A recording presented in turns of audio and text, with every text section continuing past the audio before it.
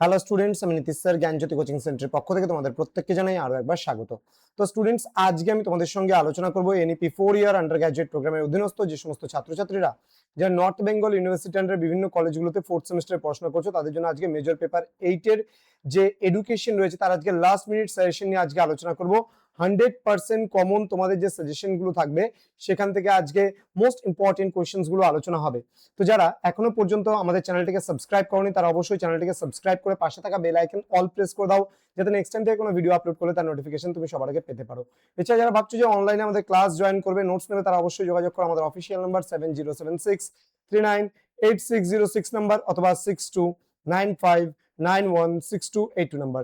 তোমাদের total course fee রয়েছে তোমাদের এই সাধ্যের মধ্যে জাস্ট 1199 রুপিস রয়েছে পুরো সেমিস্টার অল সাবজেক্টের কোর্স ফি। আজকের ক্লাসটি পার্ট 3 ভিডিও, যেখানে আমরা মোস্ট ইম্পর্টেন্ট 100% কমন 3 মার্কসের প্রশ্নগুলো নিয়ে আলোচনা করব। History of education in colonial India, এখান থেকে কোন কোন প্রশ্নগুলো থাকছে এবার পরীক্ষায় চলো জেনে নেই। প্রথম প্রশ্ন, what was charter act 1813? Next, state 3 characteristics of Charter Act 1813. Next, how was the chairman of Charter Act 1813? Name at least 3 Orientalists. Next রয়েছে, what do you mean by Oriental Occidental controversy? Next, mention 3 recommendations of Macaulay-Minute.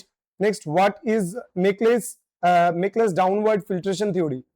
Next রয়েছে, write 3 recommendations of Wood's educational dispatch.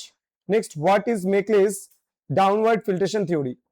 Next, what do you mean by grant in aid?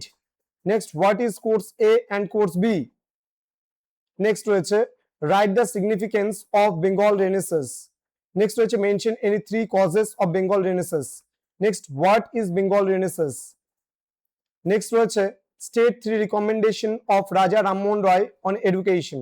Next, what are the contributions of Vidyasagar in the field of women's education? Next, mention 3 main recommendations of Simla Conference 1901. Next, what was the vocational educational policy of Lord Curzon?